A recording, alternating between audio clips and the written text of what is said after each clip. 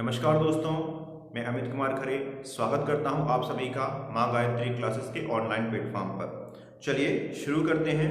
आज कुछ महत्वपूर्ण टॉपिक को लेकर के हम आए हैं। कई छात्रों के मैसेज आए थे कुछ प्रश्नों से संबंधित। आज उन्हीं प्रश्नों को हम दूर करते हैं, उन प्रश्नों का हल बताते हैं आप लोगों को। सबसे पहले प्रश्न तो आपका ये आता है कि आप लोगों का जो यूपी टीईटी का एग्ज़ाम था ये डिले कर दिया गया था, कुछ समय बाद कर दिया गया था। तो भाई ऐसे छात्र जो यूपी टीईटी के एग्ज़ाम देने के लिए चाहते हैं और अभी वर्ग 3 यानी एमपी में वर्ग 3 का भी एग्ज़ाम आ चुका है, उसके फॉर्म डालना प्रारंभ हो गए हैं, तो क्या ऐसे छात्र एमपी का फॉर्म डाल सकते हैं? पहला क्वेश्चन तो यही है, तो इसका उत्तर होगा बिल्कुल डाल सकते हैं। आप सभी लोग जो यूपी का टीईटी का फॉर्म डाला होगा, अदर स्टेट के अंतर्गत कोटा रहता है, उस कोटे के अंतर्गत आप लोग एमपी का भी फॉर्म डाल सकते हैं। अब प्रश्न ये आता है कि यदि हम एमपी का फॉर्म डालते हैं तो क्या यूपी टीईटी में और एमपी टीईटी में कुछ समानता होगी? इसका उत्तर है हाँ। जितना भी आपका यूपी टीईटी में सिलेबस जो दिया गया था वही पूरा सिलेबस आपका एमपी टीईटी में भी है, बल्कि एमपी टीईटी में कुछ सब्जेक्ट कुछ टॉपिक आपके बढ़ा दिए गए हैं, तो आपको थोड़ा विस्तार से अध्ययन करना होगा। अब अगला प्रश्न जो आपका आता है वो ये है आपका कि एमपी यूपी टीईटी की तो एक बार तैयारी हो चुकी है, अब कई छात्र ऐसे हैं जो सुपर टेट की तैयारी स्टार्ट कर दी है उन्होंने, तो क्या एमपी टीईटी के साथ में सुपर टेट की तैयारी कर सकते हैं हम या नहीं कर सकते हैं हम? तो हम आपको अगला जो वीडियो बनाएंगे उसमें हम आपको दोनों का कंपैरिजन बताएंगे कि सुपर टेट में और एमपी टेट में क्या समानताएं हैं, क्या असमानताएं हैं, और क्या एमपी टेट वाले छात्र सुपर टेट की तैयारी कर पाएंगे, इसमें सहयोग मिलेगा अथवा नहीं मिलेगा। वैसे ओवरऑल अभी हम बता देते हैं कि सहयोग मिलेगा, लेकिन बाकायदा आपके सामने दोनों का सिलेबस सामने रखा जाएगा, उसके बाद आप लोगों को अगले वीडियो में ही समझाया जाएगा। एमपीटीईटी के साथ साथ आपका सीटीटी का एग्जाम भी दिया था कई छात्रों ने, कई छात्र जो थे उन्होंने यूपीटीईटी का भी दिया है, देंगे आगे चल करके, तो लगभग सिलेबस आपका समान है। तो चलिए सबसे पहले हम आप लोगों को आज जो वीडियो रहेगा, आज जो टॉपिक रहेगा वो रहेगा आपका एमपीटीईटी वर्ग 3 की तैयारी कैसे करें, क्या क्या हमें सावधानियां बरतना है, सिलेबस क्या क्या है। अभी हम केवल आपको कुछ विषय के बारे में, केवल सिलेबस के बारे में इतना ही बता रहे हैं कि एमपीटीईटी में हमें किस प्रकार से तैयारी करना है। अगला जो वीडियो आएगा हमारा उसमें हम आपको सुपर टेट के सिलेबस बताएंगे और सुपर टेट में किस प्रकार से आपको तैयारी करना है हम उसके बारे में आपको बताएंगे। और इसके बाद अगला जो वीडियो रहेगा थर्ड पार्ट में, उसमें हम आप लोगों को एमपीटीईटी और सुपर टेट के जो सिलेबस है इन दोनों में कंपैरिजन बताएंगे। तो चलिए बने रहिए हमारे साथ। जो भी आपके प्रश्न है वो आप कमेंट्स बॉक्स में लिखिए, हम उनका उत्तर देने का पूरा प्रयास करेंगे। आप सभी लोग देख पा रहे होंगे हमारी स्क्रीन के ऊपर ये एमपीटीईटी का नया नोटिफिकेशन है जो कि हम देख रहे हैं। और जैसा कि हम आपको बताने वाले हैं कि इस जो एग्ज़ाम है इसमें अपन को कैसे तैयारी करना है। तो चलिए हम आगे बढ़ते हैं और सीधा हम डाल देते हैं। हमारा सिलेबस जो है कि 16 नंबर पेज पर है, तो हम चलिए यहाँ पर आ चुके हैं। हम आप देख रहे होंगे यहाँ पर कि जो आपका पाठ्यक्रम है उसमें से 150 नंबर के अंक आपके में आना है, और साथ में आपको जो समय मिलेगा आप लोगों को टोटल 2.5 घंटे का, ठीक है ना। इसके बाद में प्रत्येक के लिए 1 अंक ही ऋणात्मक मूल्यांकन नहीं है, यानी जो बच्चे पूछ रहे थे माइनस मार्किंग, तो याद रखिए माइनस मार्किंग नहीं है। चलिए सीधा स्टार्ट करते हैं बिना समय गंवाए। आप लोग बाल विकास के लिए देखिए, तो बाल विकास में हमें किन किन चीज़ों के अध्ययन करना है, कैसे तैयारी करना है, इन सभी के बारे में हम बात करते हैं। तो देखिए यहाँ पर बाल विकास का दिया गया है। बाल विकास में दिया गया है, इसमें बाल विकास की अवधारणा देखिए, जितने भी टॉपिक हैं हम आपको सूक्ष्म रूप से बताते हैं ताकि आप लोगों को किसी प्रकार की परेशानी ना हो। बाल विकास की अवधारणा मतलब सीधा यही है कि बाल विकास कहते कैसे हैं, बाल विकास से क्या तात्पर्य है, इसके पहले क्या हमें पढ़ना था, मतलब क्या बाल विकास के पहले क्या था, बाल मनोविज्ञान था, बाल मनोविज्ञान से बाल विकास का रूपांतरण कैसे हुआ, जिसमें इसके अंतर्गत आपको जो मनोवैज्ञानिका हैं उनके अंतर्गत आपको पढ़ना होगा। तो ये सारी चीज़ें इसके अंतर्गत आएंगी। इसके बाद बाल विकास को प्रभावित करने वाले जो कारक हैं, कारक वही चीज़ें हैं सारी, मतलब बाल विकास से संबंधित सभी चीज़ें आएंगी इसमें। शिक्षा, मनोविज्ञान, वही है मनोविज्ञान की सभी चीज़ें, यहाँ यहाँ तक कि आप लोगों को देखिए, सबसे महत्वपूर्ण चीज़ ये है, आप लोगों को ये ध्यान रखना है कि इसमें भले ही जो टॉपिक दिए गए हों या ना दिए गए हों, लेकिन आपको जब तैयारी करना है तो पूरा अच्छी तरीके से ही करना है, क्योंकि कई टॉपिक ऐसे रहते हैं जो इसमें शो नहीं करते हैं। बाद में बच्चे कहते हैं सर ये आउट ऑफ सिलेबस आ गया। ऐसा बिल्कुल भी नहीं है, सब सिलेबस के अंदर ही रहता है, बस बच्चे समझने में थोड़ी सी गलती कर देते हैं, कमी रह छोड़ देते हैं। तो बाल विकास के सिद्धांत यहाँ पर सीधा आपको ध्यान रखना है कि मनोविज्ञान से लगा करके मनोविज्ञान, उसके बाद में शिक्षा मनोविज्ञान, उसके बाद में बाल मनोविज्ञान, ठीक है ना, और बाल मनोविज्ञान से बाल विकास कैसे आया, ठीक है ना।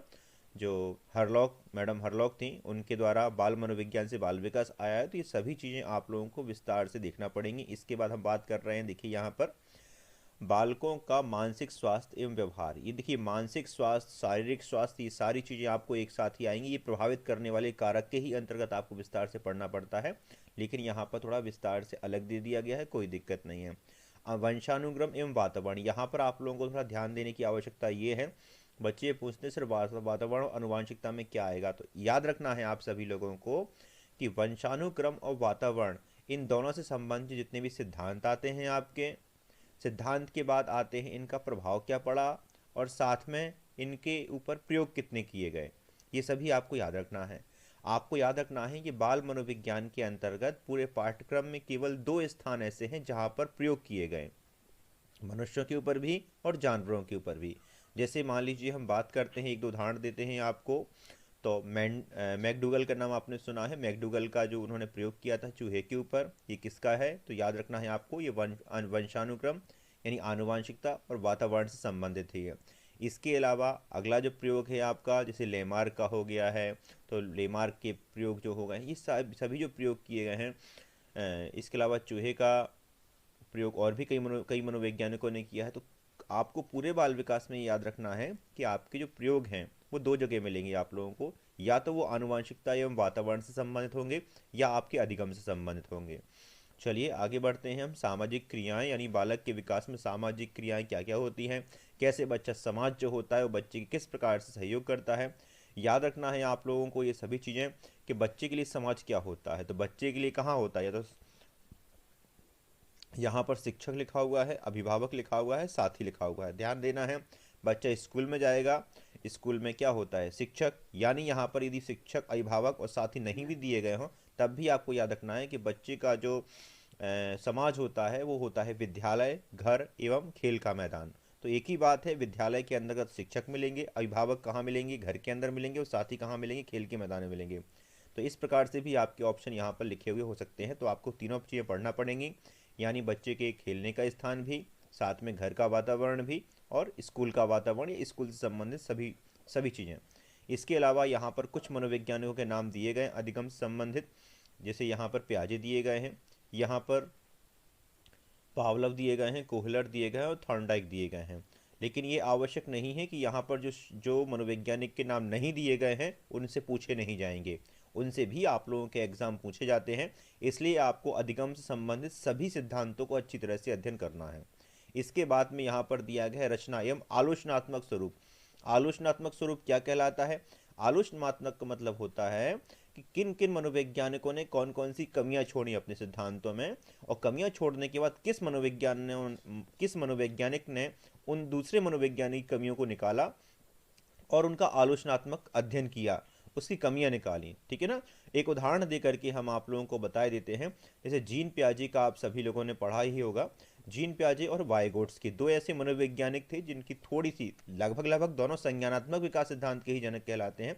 दोनों संज्ञानात्मक मनोवैज्ञानिक हैं, लेकिन यहाँ पर दोनों की जो समझाने की शैली रही है उसमें थोड़ा सा परिवर्तन रहा है। जीन पियाजे का मानना था कि बालक जो होता है अवस्थाओं के अनुसार स्वाभाविक रूप से प्रकृति करता है, जबकि वाइगोट्स्की का मानना था कि बालक जो होता है वो समाज के संपर्क के आने के बाद सीखता है, ठीक है ना।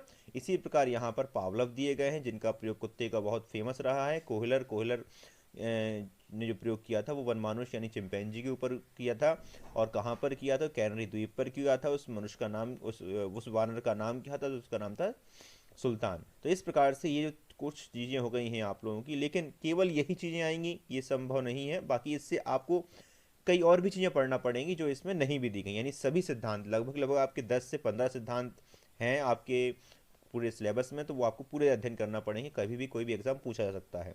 और ये चीज़ हम आपको बता रहे हैं तो केवल केवल अपने अंदाज से नहीं बता रहे हैं, बल्कि वर्ग 1 वर्ग 2 का जो एग्ज़ाम हुआ था उसमें ये देखने को आया था कि जो सिलेबस दिया गया था उसके बाद में उससे क्वेश्चन दिए गए थे। यदि आप लोगों ने फ़िलहाल में यूपी टीईटी का भी ये एग्ज़ाम जो पेपर लीक हो चुका था, तो उसमें आपने देखा होगा कि उसमें कई ऐसे क्वेश्चन दिए गए थे जो आपके सिलेबस में इस बार नहीं दिए गए थे। एक उदाहरण देते हैं हम आपको, जैसे एनसीएफ और आरटीई से आप लोग उस सिलेबस में नहीं दिया गया था क्योंकि उसको उठा करके सुपर टेट में रख दिया गया था, लेकिन इस बार एनसीएफ और आरटीई से भी क्वेश्चन रखे गए थे। तो ये एक उदाहरण हमने आपको इसलिए दिया है जिससे आप लोग समझ सकें कि आपके आउट ऑफ सिलेबस भी जा सकता है, तो आपको पूरा अध्ययन करना है। यहाँ पर दिया गया है बाल केंद्रित शिक्षा क्या है, प्रगतिशील शिक्षा क्या है। तो सबसे पहले तो आपको ये ध्यान देना है कि बाल केंद्रित शिक्षा या बाल केंद्रित एवं प्रगतिशील शिक्षा अलग अलग चीज़ हैं या एक ही चीज़ है। इसमें थोड़ा सा डिफरेंस होता है, वैसे हम कह सकते हैं कि ओवरऑल ये एक ही होती है, लेकिन थोड़ा सा इसमें जो अंतर है हमें उस अध्ययन को समझना होगा। जैसे बुद्धि और विकास है, ठीक है ना, तो ये थोड़ा सा अभिवृद्धि एवं विकास है, तो ये थोड़ी सी जो अंतर है। इसी प्रकार से यहाँ पर बाल केंद्रित शिक्षा एवं प्रगतिशील शिक्षा क्या है, इनकी अवधारणा क्या है, इनसे आप क्या समझते हैं, इनसे संबंधित सभी शब्द आते हैं। एक उदाहरण देकर के हम आपको समझाते हैं। जैसे यहाँ पर बाल केंद्रित शिक्षा लिखा हुआ है, तो बाल केंद्रित शिक्षा से तात्पर्य है बालक की शिक्षा के अनुरूप व्यवहार, बालकों की शिक्षा के बालकों के अनुसार शिक्षण कार्य करवाना। जैसे बालकों की रुचि, क्षमता, योग्यता और व्यक्तित्व को ध्यान में कराते हुए शिक्षण कार्य करवाना ही बाल केंद्रित शिक्षा कहलाता है। चलिए आगे बढ़ते हैं, हम बात करते हैं यहाँ पर बुद्धि का संरचना का आलोचनात्मक स्वरूप। देखिए सबसे पहले तो आपको ये याद रखना है कि इसमें आलोचनात्मक स्वरूप की बात की गई है। तो आलोचनात्मक स्वरूप किसने दिया था ये आप लोगों को पता होगा। बुद्धि का आलोचनात्मक स्वरूप जो दिया था वो रॉबर्ट स्टर्नबर्ग के बुद्धि के त्रि बुद्धि का त्रि सॉरी रॉबर्ट स्टर्नबर्ग द्वारा जो सिद्धांत दिया गया त्रितंत्र सिद्धांत, बुद्धि का त्रितंत्र सिद्धांत, उसमें बुद्धि का आलोचनात्मक ढंग से सोचने का स्वरूप जो बताया गया था उसका आपको अध्ययन करना है। और इसके साथ ही आपको चिंतन भी देखना है। आपको पता होंगे कि इस पुराने पुराने सिलेबस में आपको जो चिंतन, जो भी पुरानी किताबें हैं उन सभी में आपको 4 प्रकार के चिंतन मिलते होंगे, लेकिन एक 5वां चिंतन है जिसे हम आलोचनात्मक चिंतन के रूप से जानते हैं, वो आपको नहीं मिलता है। तो आपको 5वें चिंतन जो कि नया चिंतन है जिसे हम आलोचनात्मक चिंतन कहते हैं, आपको उसका भी अध्ययन करना होगा। चिंतन कितने प्रकार के होते हैं, वर्तमान में चिंतन टोटल 5 प्रकार के होते हैं, आपको उन 5 प्रकार के चिंतनों का अध्ययन करना होगा। आगे बढ़ते हैं, हम बात करते हैं उनका मापन है बहुआयामी बुद्धि। यहाँ पर केवल बहुआयामी बुद्धि लिखा हुआ है, लेकिन यहाँ पर इससे आप ये बिल्कुल मत समझना है केवल बहुआयामी सिद्धांत ही पूछा जाएगा। आप लोगों से बुद्धि के और भी बहुत सारे सिद्धांत हैं, लगभग आपको यहाँ पर भी 8 से 10 सिद्धांत आपको पढ़ना पड़ेंगे, तभी जा करके आप ये पूरा सिलेबस कंप्लीट कर पाएंगे। यहाँ पर बात करते हैं व्यक्तित्व का मापन किसे कहते हैं, यानी सीधी बात यहाँ पर व्यक्तित्व पूरा टॉपिक आ चुका है, व्यक्तित्व में आप कुछ भी छोड़ नहीं सकते हैं, ठीक है ना। व्यक्तित्व को मापन करने वाली विधियाँ वगैरह हैं, सिद्धांत वगैरह हैं, ये सारी चीज़ें आप लोगों को याद करना पड़ेंगी। भाषा और विचार, ये इस पे ऊपर काम दोनों ने किया है, जीन पियाजे ने भी किया है, इसके अलावा वाइगोट्स्की ने भी किया है। तो जानी भाषा और विचार आ चुका है आपका, तो आपको दोनों का अध्ययन करना होगा। या इसके अलावा आपको भाषा एवं विचार से संबंधित और भी बहुत सारे प्रश्न आपको मिल जाएंगे, तो आपको इन सभी का अध्ययन करना होगा। यहाँ पर दिया गया है जेंडर की भूमिका एवं जेंडर की भूमिका, लिंग भेद एवं शैक्षिक प्रथाएं, ये सभी आपको पूरा पढ़ना पड़ेगा।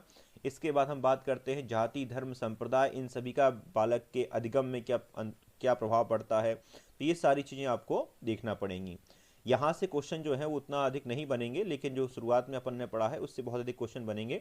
याद रखना है पूरा बाल विकास जो है आपको ऊपर देख रहे होंगे 30 नंबर का आना है, लेकिन 15 नंबर का जो आना है केवल बाल विकास से आना है। आगे हम बताते हैं और कैसे आएगा आपका। चलिए, तो यहाँ पर देखिए लिखा हुआ है सबसे आखिरी वाली लाइन में, देखिए आप लोग, आलोचनात्मक चिंतन तथा अधिगम कर्ता की उपलब्धि के आकलन के लिए, तो यानी आपको यहाँ पर चिंतन भी देखना होगा। आगे बात करते हैं, हम बात करते हैं यहाँ पर 5 नंबर की। 5 नंबर का आपका समावेशी शिक्षा आएगा। समावेशी शिक्षा किसे कहते हैं? समावेशी शिक्षा के अंतर्गत विभिन्न प्रकार के बालक पाए जाते हैं। जैसे आपका यहाँ पर कुछ प्रकार के बालक दिए गए हैं, लेकिन आप लोगों को लगभग आपको 8 से 10 प्रकार के बालकों के प्रकार पढ़ना पड़ेंगे। जैसे आपका आपराधिक बालक आता है आपका, इसके अलावा समस्यात्मक बालक आता है आपका, आपराधिक बालक जैसे यहाँ पर लिखा हुआ है बाल अपराधिक कारण एवं प्रकार, तो ये बाल अपराध हो गया है आपका, समस्यात्मक बालक हो गए हैं आपके, सृजनात्मक बालक हो गए हैं आपके, प्रतिभाशाली बालक भी हो चुके हैं आपके, मंद बुद्धि बालक यहाँ पर हमें दिखाई नहीं दे रहा है, लेकिन आपको मंद बुद्धि बालक का भी अध्ययन करना होगा, आपको अलाभान्वित बालक का भी अध्ययन करना होगा। अलाभान्वित बालक के अंतर्गत आपके SC ST वाले बालक आते हैं। इसके अलावा इसके आपके और कुछ और भी प्रकार होते हैं बालकों के, जैसे आपका मानसिक रूप से जो कमजोर बालक आते हैं, हमें उनका भी अध्ययन करना है। इसके अलावा शारीरिक रूप से, जिसे हम दिव्यांग बालक कहते हैं, विकलांग बालकों के लिए ही हम दिव्यांग शब्द का प्रयोग करते हैं, याद रखना है आप लोगों को। विकलांग बालकों के लिए हमेशा दिव्यांग शब्द का प्रयोग किया जाता है और विधवा महिलाओं के लिए कल्याणी शब्द का प्रयोग किया जाता है। तो ये आप लोगों को थोड़ा ध्यान देना है, यहाँ पर ये चीज़ आप लोगों को विशेष ध्यान देना होगा। इसके बाद 10 नंबर के जो यहाँ पर प्रश्न बताए जा रहे हैं, ये आपके अधिगम संबंधित आएंगे, अधिगम एवं शिक्षा शास्त्र संबंधित पेडागोजी के। यहाँ पर जो ऊपर वाला पोर्शन है, यहाँ पर थोड़ा 5 नंबर का, इसमें थोड़ा सा आपको ये ध्यान देना है, बालकों के प्रकार कितने होते हैं, उनकी हम पहचान कैसे करेंगे, पहचान के अलावा उसके होने का कारण क्या हो, जैसे मान लीजिए समस्यात्मक बालक है तो समस्यात्मक बालकों का कारण क्या होता है, ये सभी चीज़ों का आपको अध्ययन करना है। इसके अलावा आपको इनके उपाय भी करना होंगे, जिसे हम समायोजन के नाम से जानते हैं। समायोजन का मतलब होता है इन सभी बालकों को वातावरण के अंदर हम कैसे ढालेंगे। जैसे आप एक शिक्षक हैं, आप एक शिक्षक के रूप में आपके क्लास में बहुत सारे बच्चे आते हैं, विभिन्न प्रकृति के बच्चे आते हैं, तो आप सभी बच्चों का एक साथ कैसे अध्यापन कार्य करवा सकते हैं, आपको इन सभी चीज़ों से भी संबंधित क्वेश्चन आपके आ सकते हैं, यानी जिसे हम समायोजन कहते हैं। तो समायोजन का टॉपिक यहाँ पर आपको अलग से नहीं लिखा हुआ है, लेकिन आपको यहाँ पर समायोजन भी पढ़ना पड़ेगा आपको। आगे देखिए, अधिगम एवं शिक्षा शास्त्र, ये वो टॉपिक आता है जिसमें आपको ये बच्चों को हमें पढ़ाना कैसे है, इस चीज़ के बारे में आपका अध्ययन होता है। बच्चे कैसे सीखते हैं, बच्चों में किस प्रकार से हम विकास आदि कर सकते हैं, ये सभी सामान्य चीज़ें जो हैं आपकी, ये सारी चीज़ें आप लोगों को किसी भी एक पुस्तक में बड़ी ही मुश्किल से मिलेंगी। तो इसके लिए आपको अधिक से अधिक प्रैक्टिस करना होगी और साथ में आपको कोचिंग में बने रहना होगा, ताकि आप इसको अधिक से अधिक समझ सकें। इसमें वो ऐसे प्रश्न आते हैं जिनका उत्तर आप लोगों को लगता है कि चारों के चारों ऑप्शन सही हैं, और फिर भी उनमें से हमें एक ऑप्शन के साथ जाना पड़ता है, तो हम काफ़ी परेशान हो जाते हैं कि भाई इन चारों ऑप्शन में से एक के साथ किसके साथ जाया जाए। तो ऐसे प्रश्नों के लिए आपको अच्छी तरह से उनका अध्ययन करना होगा। यहाँ पर जैसे दिया गया है, संज्ञान एवं संवेग है, अभिप्रेरणा, अधिगम, निर्देशन, परामर्शन है ना। इसके अलावा स्मृति, विस्मृति है। ये स्मृति और विस्मृति जो होती है, ये आपके बुद्धि के दो स्वरूप होते हैं। अब बुद्धि को तो रख दिया है यहाँ पर बाल विकास वाले टॉपिक में, लेकिन स्मृति और विस्मृति को रख दिया गया है यहाँ पर शिक्षा शास्त्र वाले टॉपिक में। लेकिन एक्चुअल में आपको क्या पढ़ना पड़ेगा, आपको बुद्धि के साथ में ही आपको स्मृति और विस्मृति पढ़ना पड़ेगी। बुद्धि के दो स्वरूप होते हैं, एक होता है आपका सकारात्मक स्वरूप जिसे स्मृति कहा जाता है, दूसरा होता है उसका नकारात्मक स्वरूप जिसे हम विस्मृति कहते हैं। अब यहाँ पर ध्यान देने वाली बात यह है पूरे ओवरऑल आपके बाल विकास के टॉपिक में, कि यहाँ पर जो आपका सिलेबस दिया गया है उसका कोई क्रम नहीं है, क्रम आगे पीछे है, लेकिन आप लोगों को अपने तरीके से पढ़ना है। जहाँ पर जो भी बालक जैसा भी अध्ययन कर रहा है, सबसे पहले तो उसको एक अच्छी कोचिंग का चयन करना है, यदि आप कोचिंग पे पढ़ना चाहते हैं तो। यदि आप नहीं पढ़ना चाहते हैं तो आप यूट्यूब के माध्यम से भी बड़े आराम से पढ़ सकते हैं। यूट्यूब में सब कुछ है, बस क्रम से नहीं है। हम प्रयास करेंगे कि आपको यहाँ पर क्रम से दिया जाए। अब थोड़ा अध्ययन कर लेते हैं हम यहाँ पर हिंदी के बारे में। हिंदी भाषा से अपन को कैसे अध्ययन करना है। हालांकि हम यहाँ पर आपको केवल और केवल बाल विकास का ही अध्ययन कराएंगे। हमारे जो पुलके सर हैं वो आपको हिंदी भाषा का अध्ययन कराएंगे, लेकिन यहाँ पर हम आपको सिलेबस के बारे में थोड़ा समझा देते हैं। यहाँ पर दिया गया है आपका भाषा शिक्षण, यहाँ पर भाषा दी गई है हिंदी भाषा। तो यहाँ पर 15 नंबर की जो प्रश्न है ये आपके गद्यांश एवं पद्यांश से आएंगे। तो यहाँ इसके लिए आपको अधिक को विशेष अलग से अध्ययन करने की आपको आवश्यकता नहीं है। आप सीधा ग्रामर का अध्ययन करिए और जितना हो सके आप प्रैक्टिस करिए, ठीक है ना। नाटक, एकांकी, घटना, निबंध, कहानी आदि से गद्यांश या पद्यांश आपके आते हैं। तो आपको क्या करना है, इनका अध्ययन कैसे होगा, तो आपको अलग से कहीं कोई पुस्तक नहीं मिलेगी। आपको सीधा 15 नंबर की जो ग्रामर आना है, आपकी ग्रामर का भी अध्ययन करना है, और उसी ग्रामर के अंदर अध्ययन के अंतर्गत ही आप लोगों को प्रैक्टिस करना है गद्यांश और पद्यांश की। तो ये वाला सिलेबस, ये वाला टॉपिक भी आपका पूरा कंप्लीट हो जाएगा। आप सोचेंगे केवल हम गद्यांश और पद्यांश को ही देखें, इसमें ग्रामर ना देखें आप, तो आप गलत करेंगे। यहाँ पर ग्रामर अलग से नहीं दिए गए हैं, जैसे रस, छंद, अलंकार, समास वगैरह ये कुछ नहीं दिया गया है। लेकिन याद रखना है आप लोगों को यहाँ पर ग्रामर का ही अध्ययन करना है, व्याकरण का ही अध्ययन करना है। यदि आप व्याकरण का अध्ययन नहीं करेंगे तो यहाँ पर आप गलतियाँ कर सकते हैं। आप आगे बात करते हैं हम भाषाई विकास हेतु निर्धारित शिक्षा शास्त्र, यानी पेडागोजी वाला पोर्शन सीधा आ चुका है। हमने पहले भी कहा था कि यहाँ पर आपको हर सब्जेक्ट में 15 नंबर की पेडागोजी देखने को मिलेगी, यानी शिक्षा शास्त्र देखने को मिलेगा। बच्चा कैसे सीखता है वही सारी चीज़ें आ गई हैं यहाँ पर, जो हमने पहले पेडागोजी में ऊपर देखी हुई हैं। बस अंतर सिर्फ इतना है कि यहाँ पर आपको उन चीज़ों का अध्ययन करना है जो आपके बाल विकास में जो आपके हिंदी से संबंधित हैं, ठीक है ना। तो ये सभी चीज़ें आपको दृश्य एवं श्रव्य सामग्री कौन कौन सी होती है, ये सभी लिखना सुनना, बोलना, पढ़ना, लिखना, इनका क्रम कौन सा होता है। इसके अलावा कौन से वो मनोवैज्ञानिक हैं जिन्होंने इस क्रम को बदला हुआ है। तो इन सभी चीज़ों का आपको थोड़ा अध्ययन करना है। इसके बाद में हम इंग्लिश भाषा का करते हैं। तो जैसा आपका हिंदी का था वैसा ही आपका इंग्लिश का रहेगा। 15 क्वेश्चन आपके 2 भागों में बटे हुए होंगे। हम संस्कृत का भी बात करते हैं तो संस्कृत में बिल्कुल वैसा ही आएगा। आपका 15 नंबर की आपके गद्यांश एवं पद्यांश आएंगे, लेकिन ये भी आपके पूरे व्याकरण के आधार पर होंगे। तो आपको व्याकरण का ध्यान यहाँ पर भी देना होगा। इसके अलावा आपका जो शिक्षण शास्त्र आता है तो वो भी बिल्कुल वैसा ही होगा। यहाँ पर आपको शिक्षण से संबंध जितनी भी शिक्षण विधियाँ हैं वो सभी अध्ययन करना होंगी। इसके बाद हम आगे बात करते हैं। इसमें कुछ समझाने लायक ऐसा है नहीं, वरना हम आपको और भी अच्छी तरह से समझाते हैं। इसमें आगे बात करते हैं, हम बात करते हैं वैसा ही उर्दू का रहेगा। उर्दू तो हमें भी नहीं आती है तो हम आपको अधिक नहीं बता पाएंगे कि इसमें कौन कौन से टॉपिक हैं और कैसे क्या हैं। आगे बात करते हैं, हम सीधा गणित की ओर चलते हैं। तो गणित भी बहुत ही सरल है। यहाँ पर आपको 15 नंबर के तो जो कि तो क्वेश्चन मिलेंगे जो कि आपके गणित में आपको सिखाए जाते हैं कक्षा 8वीं तक।